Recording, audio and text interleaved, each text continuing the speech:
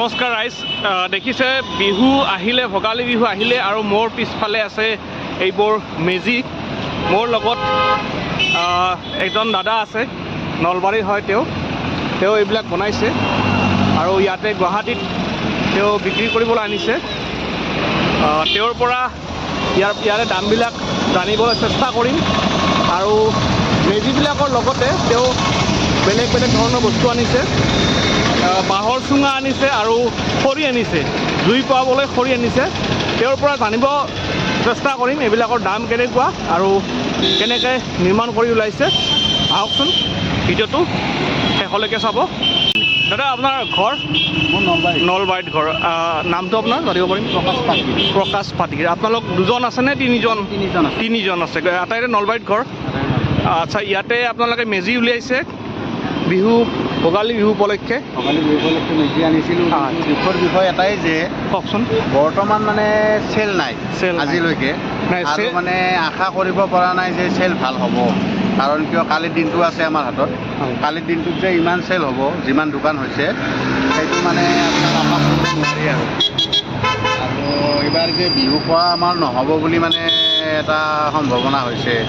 আমি এইখিনি বিক্ৰী কৰি বিহু খোৱাৰ এটা মানে আশা কৰিছিলোঁ, কিন্তু এতিয়া মানে আমাৰ আশাটো পূৰণ নহ'ব। তাৰমানে চেল একেবাৰে নাই।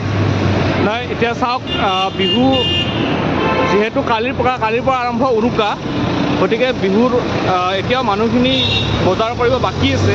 আজি যিহেতু বন্ধ কালিৰ পৰা আৰম্ভ, গতিকে এতিয়াও সময় আছে। আপোনালোক ধৈৰ্য ধৰি থাকক, নিশ্চয় বিক্ৰী হ'ব। আৰু এটা কথা, দোকান বাঢ়ি গৈছে, যোৱাবাৰৰ তুলনাত দোকান কিছু বাঢ়িছে আৰু সেই হিচাপে মানুহো বাঢ়িছে দিয়কচোন।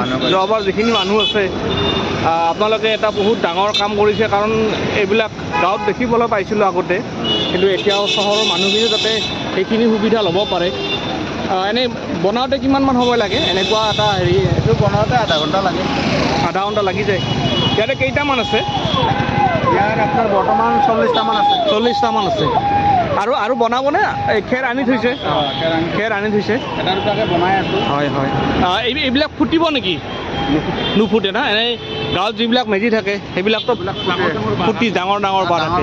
ডাঙৰ বাঁহ থাকে, ইয়াত মানে ফুটে। ডাঙৰ বাঁহ দিয়াটো সম্ভৱ নহয়। সৰু বিজুলী বাঁহ আছে। আৰু খৰিও আছে ইয়াতে। খৰিবিলাক কিহৰ কাৰণে? খৰি জুই পোৱাৰ কাৰণে। মই আছোঁ বৰ্তমান গুৱাহাটীৰ 6 মাইল GS ৰোডৰ, খোজকাঢ়ি আছোঁ ইয়াতে। এইটো এটা ভেলাঘৰ, দাদাই ধুনীয়াকৈ বনাইছে। চব বাঁহ আৰু খেৰ। এইটোৰ দাম ৰাখিছে তেওঁলোকে 2000। বহুত কষ্ট কৰি বনাইছে। কিবা দাদা কম বেছি কৰিবনে কিবা? দাদা কিবা মিলাই, যদি কোনোবাই ল'ব খোজে মিলাই ল'ব পাৰিব? ঠিক আছে। যদি আচ্ছা 1200-1300 নামিলে, দাদাই মোক প্ৰথমতে 2000 বুলি কৈছিলে, কিন্তু এতিয়া তো কমাই দিব বুলি কৈছে, 1200-1300। আপোনালোকে আহিলে ল'ব পাৰিব। হয়, অলপ কমাই দিয়ে। ঠিক আছে, মই ভিডিঅ'ত কৈ দিম বাৰু, কোনোবা আহিলে ল'ব পাৰিব। হা, ঠিক আছে দিয়ক।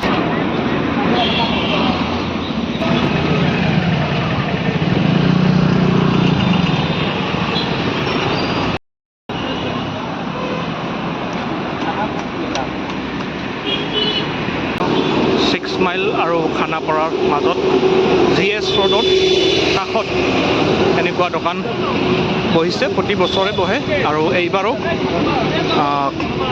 ভোগালী বিহুত দোকান বহিছে। ইয়াতে বিহুৰ বিশেষকৈ পিঠা, বিভিন্ন ধৰণৰ পিঠা, চাউল আৰু গুড়া, লগতে নাৰিকলৰ লাড়ু, তেল পিঠা, চববিলাক। দাদা পিঠাবোৰ কেনেকৈ? পিঠা 70। কেইখন আছে? কম নাই নেকি? 9খন আছে ইয়াতে। আৰু লাড়ু আছে, দাম ঠিকে বাৰু। চিৰা আছে। ইয়াতে এখন দোকানত এইবোৰ দৈ দেখিলোঁ। ইয়াতে ম'হৰ আছে আৰু গৰুৰ দৈ আছে। লিটাৰ 250 কৈছে। 250 ন দাদা? 250 টকা। আৰু ক্ৰীম আছে। ক্ৰীম কেনেকৈ? হা হা 800। অলপ দেখাই দিছোঁ। ক্ৰীম ধুনীয়া, দেখিলে খাওঁ লাগে। এইবিলাক হৈছে গুড়। ইয়াতে দেখা পালোঁ বাঁহৰ চুঙাৰ দৈ আৰু এইবিলাক মাটিৰ পাত্ৰৰ দৈ। এইটো কেনেকৈ দাদা দাম? সেইটো 300 টকা। কিমান আছে পৰিমাণ? 2.5 লিটাৰ আছে। 2.5 লিটাৰ। আৰু এইবিলাকৰ এইটো 280 টকা পৰিব। 300, 280। মই খাইছোঁ, আগতে খাইছিলোঁ, ভাল লাগে।